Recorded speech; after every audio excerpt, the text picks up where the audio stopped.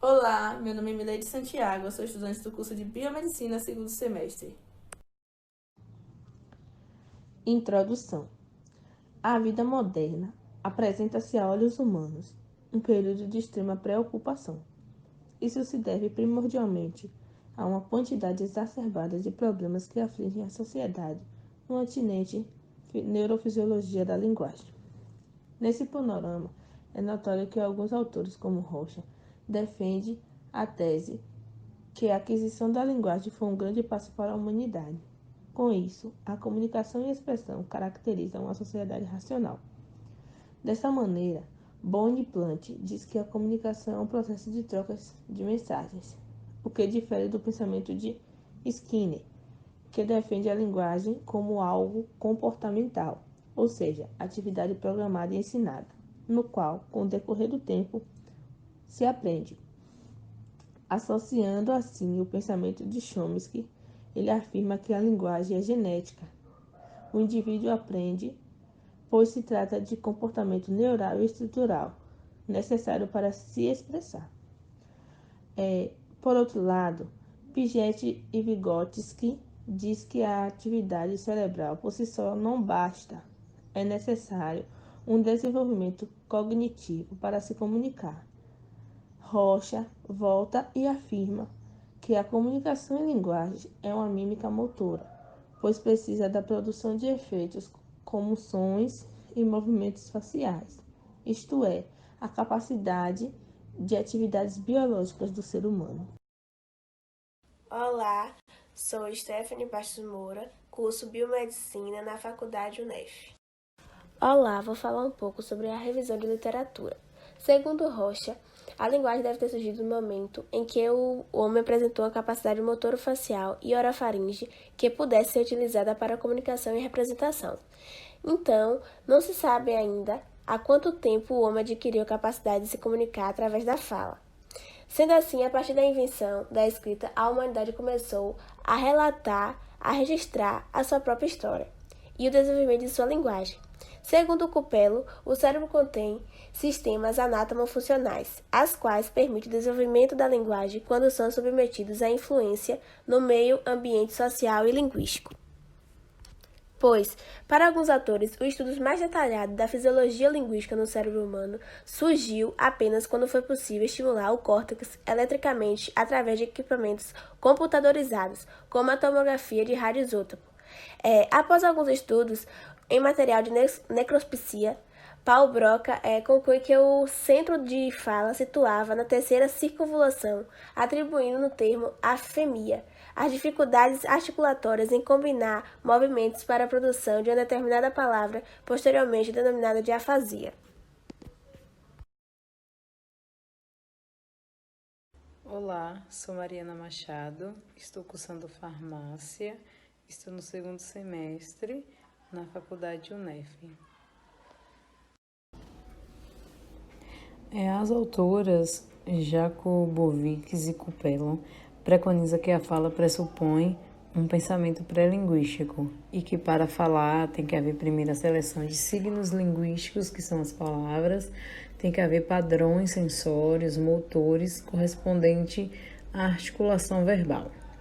Segundo Rocha, a motricidade dos músculos da face, língua, faringe e laringe é controlada pelos nervos cranianos trigêmeo, facial, hipoglasso e acessório.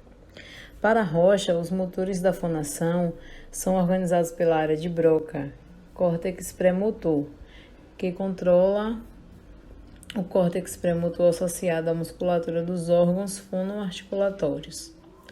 O cerebelo é responsável pela sequenciação dos movimentos na fala e pela monitoração de fonação.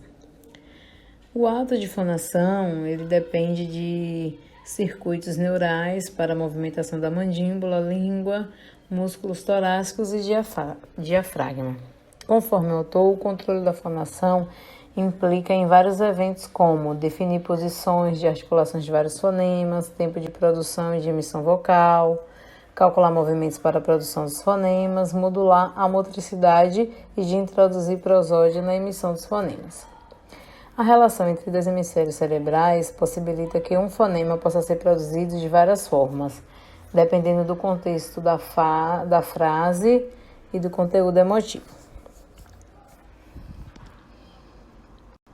Meu nome é Isabela Santana Santos, sou estudante do segundo semestre de Biomedicina da Faculdade Nobel.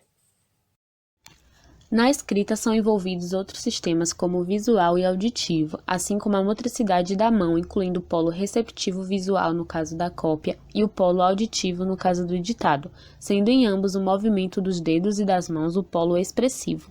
Há duas possibilidades para se escrever uma palavra. Primeira, através da via sublexical com mecanismo fonológico de conversão fonema-grafema, ou seja, o sujeito escreve aquilo que escuta, mesmo não tendo conhecimento da grafia correta, e segunda pela via lexical, através da ativação da representação semântica, que é uma representação fonológica lexical, onde o sujeito se recorda da grafia da palavra através do significado da mesma. A escrita tem dois processos. Os processos centrais específicos da escrita são normalmente identificados como memória de longo prazo, ortográfica, léxico ortográfico e conversão fonema-grafema. A memória de longo prazo ortográfica é o estoque de grafias das palavras que o indivíduo está familiarizado. As informações da memória de longo prazo ortográfica podem ser recuperadas a partir do significado da palavra ou diretamente a partir da representação do som da palavra. Os processos periféricos da escrita são responsáveis pela realização das ações motoras necessárias para a produção das palavras escritas em uma variedade de formatos, e acredita-se que existem várias etapas envolvidas, desde a representação abstrata das letras na memória de trabalho ortográfica até a correta ordenação e execução dos movimentos específicos dos efetores musculares necessários para expressar essas letras. Esses processos periféricos executam a linguagem escrita nas principais modalidades, como soletração, escrita manual e digitação.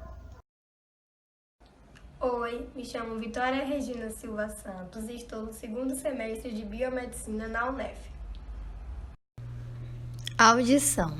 Para o autor Rocha, o sistema auditivo se desenvolveu como um sistema de receptores para medir frequência e amplitude de variações energéticas carregadas de oscilações moleculares propagadas pelo ar. Em relação à sua estrutura, os autores Santos e Russo descrevem que o ouvido humano está em sua maior parte contido no osso temporal, localizado no crânio, tendo como principais funções a audição e o equilíbrio. O ouvido é constituído pela orelha externa, média e interna, sendo esta última composta pelo labirinto e a cóclea, onde estão localizadas as células sensoriais. Rocha menciona que estas células funcionam como receptores de frequência.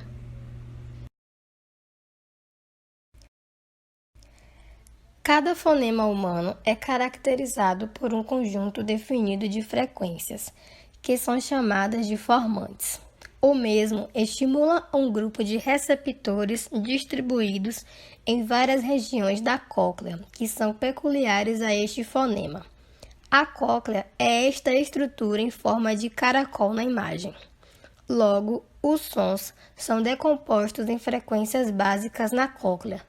Depois, as relações significativas são processadas entre as diversas frequências em um complexo de neurônios do sistema nervoso central.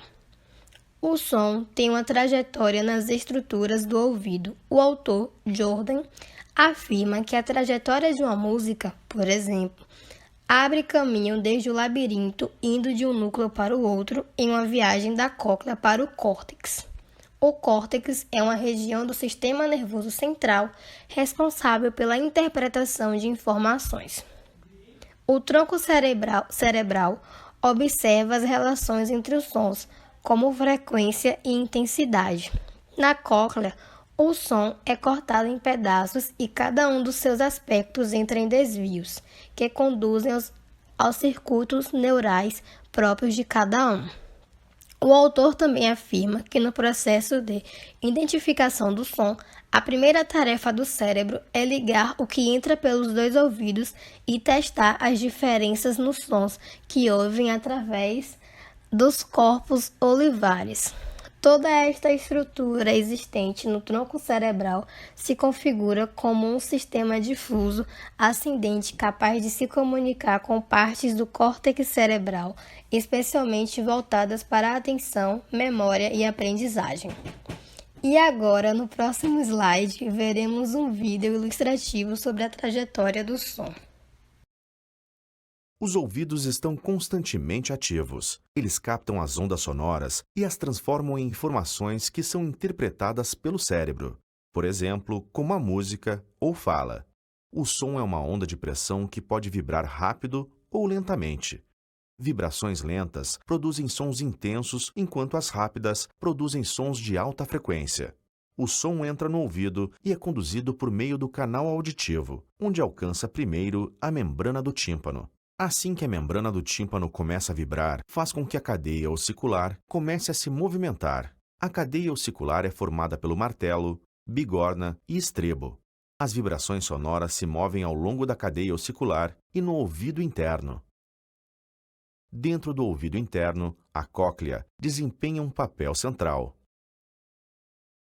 É aqui que a energia mecânica do som é convertida em sinais elétricos complexos, que são depois transmitidos ao cérebro.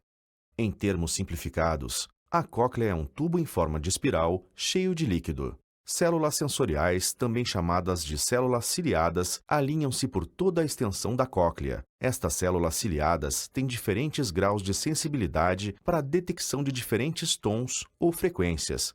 Isso permite que o ouvido perceba todas as particularidades do som. A mudança de vibrações mecânicas para pulsos elétricos é um processo complexo, resultado do movimento das células ciliadas na cóclea. Por toda a extensão da cóclea, as células ciliadas estão dispostas como as teclas de um piano. Células ciliadas localizadas na base ou região mais baixa da cóclea são responsáveis pelas altas frequências, enquanto as do ápice são responsáveis pelas baixas frequências. Olá, meu nome é Evelyn Santana, sou estudante do 2º semestre em Biomedicina. A leitura. Segundo Rocha, o hemisfério direito torna-se dominante nas análises visuais, espaciais e holísticas. O autor afirma que é no hemisfério esquerdo que a palavra lida encontra o seu significado verbal. A identificação semântica da informação verbal envolverá transações entre os sistemas temporais esquerdo e direito, através da chamada transferência interhemisférica, graças ao corpo caloso.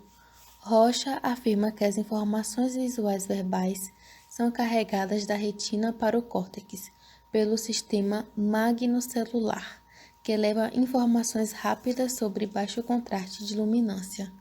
As lesões corticiais, por sua vez, induzem a lesões talâmicas, que dependem da presença da testosterona.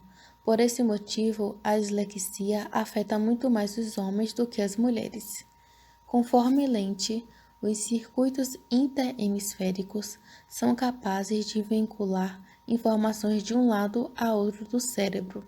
Para o autor, o corpo caloso sugere a existência de assimetrias morfológicas e funcionais dos hemisférios cerebrais, e que a linguagem é um exemplo típico dessa simetria. Carpenter afirma que, em relação a grande parte das funções superiores, a dominância cerebral parece ser uma das mais importantes. Segundo o autor, existe um grupo de distúrbios relacionados a uma imperfeição da dominância cerebral, que se manifestam na linguagem, como o desenvolvimento inadequado da leitura e da escrita ou da capacidade de desenhar. Olá, meu nome é Flávio Henrique Leal Teixeira, estudante 2º semestre de Biomedicina UNEF. Bom, as palavras por si só não bastam para dar significado ao que a gente quer dizer. Ou seja, a maneira como se fala muitas das vezes pode mudar completamente o significado das palavras.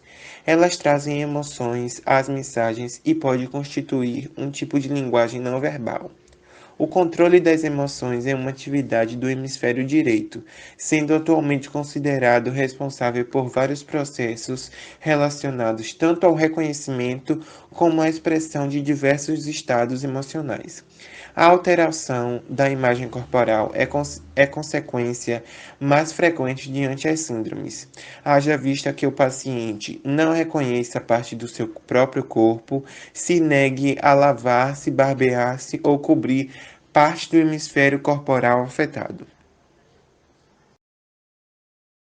Meu nome é Poliana Alvim Ribeiro Melo, sou estudante do 2º semestre de Biomedicina. Conclusão. Ao analisarmos a linguagem sob a ótica das neurociências, nos deparamos com um mundo de conexões neuronais, áreas estratégicas de armazenamento e formação de engramas através de experiências, que por sua vez dá todo sentido à nossa vida social. Neste jogo de influências endógenas e exógenas, podemos afirmar que a experiência muda o cérebro, pois de outra forma não poderíamos explicar o fato de ter levado 2000 anos para a humanidade desenvolver um código linguístico e uma criança refazer esse caminho simplesmente 2 anos. Assim como para a adição, que se especializou ao ponto da música fazer sentido para um ouvido e para o cérebro, se desenvolvendo mais de 300 milhões de anos na finalidade de detectações como mecanismo de proteção, sendo o estudo da neurofisiologia da linguagem de suma importância para profissionais que lidam de forma direta e indireta com patologias da comunicação, como psicólogos, pedagogos, professores, fonoaudiólogos, entre outros, permitindo compreender os processos neurais da constituição da linguagem e da comunicação, assim como seus distúrbios.